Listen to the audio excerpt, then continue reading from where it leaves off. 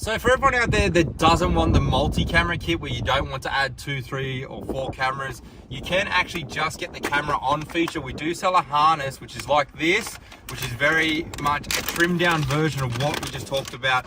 What it will do is actually just turn on the factory reverse camera like this. It's a single button switch with a single green plug, and it just plugs in behind the radio. A little bit cheaper than the multi-camera kit for those that just want to see behind them while driving. And just to show you how it works, guys, you're going to push camera 1. That will turn on the factory reverse camera. If you don't already have a reverse camera, we do sell a reverse camera kit that is plug and play for this model Hilux as well. You can get it.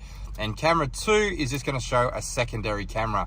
Now, we don't have a secondary camera hooked up here, but it would display here. And again, if you had camera 3 and 4, it would show you the second and third and fourth camera as well. But this is great for anyone out there wanting to tow. You can check behind you while you're driving, check your hitch up, your trailer, mount a front camera, whatever you like. The harnesses, or the T-harness, is actually going to come in a little bag like this with the part number. This model harness is for all Toyotas 2020 onwards, with this style plug at the rear of the radio. And the way it's going to come, nicely neatly packaged like this, all loomed up, ready to go. And it's also going to come with a switch that is relevant for the particular vehicle, so you can mount that in the factory blank locations. And this is perfectly suited for the Toyota. Very easy to do. So we're just going to undo the harness. And the harness you cannot get wrong. It is so easy. It's literally going to T-piece into these plugs that you just undone. They'll only go into one location. You actually cannot get them wrong. They will not plug into the wrong ones. 2 plugs in, and then we're going to take the other side of the plugs, put them back into the back of the radio.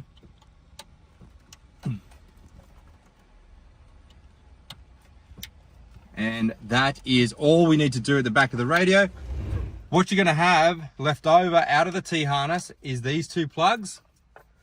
These are about 1 meter long, so you can mount them anywhere in the car that has the factory blanks.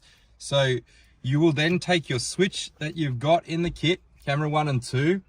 The harness kit will say switch 1 and 2 or switch 3 and 4. You can't go wrong. You're going to plug them in. Again, they'll only go in one way, and that will plug in. So you want to mount that in the factory locations. I'll show you how to pull the blanks out in just a moment. But if you wanted options for 3 and 4, you're just going to get the additional camera 3 and 4 switch, and you would plug that into there. And that's going to be all your cameras in one section. Guys, so I'm going to show you how to mount these camera switches depending on the style that you have. You can go for the 22mm switches, but they're only going to be a single button switch. So if you wanted to turn on the factory camera and a secondary camera, you would have to take up 2 spots. Now, you couldn't do that here, but in the center console you could. But my preference is these style, the 32mm, because it will mount in this location and give you 2 cameras, the factory camera and aftermarket, in the one location. So on these Prados, this whole section is quite easy to remove. So I find it nice to actually put the non-mounting pry bar in, prop that forward. Then you can run the wires from behind the dash into this location quite easily. So we would generally, we're not going to show you on this car, we're not going to do it to waste time, but you would run that behind the dash and come out of there. From there, you can actually just pop these forward.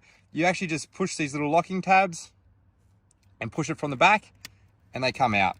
Very easy to do. And then if you wanted to mount the switch, it would plug in and mount in like that.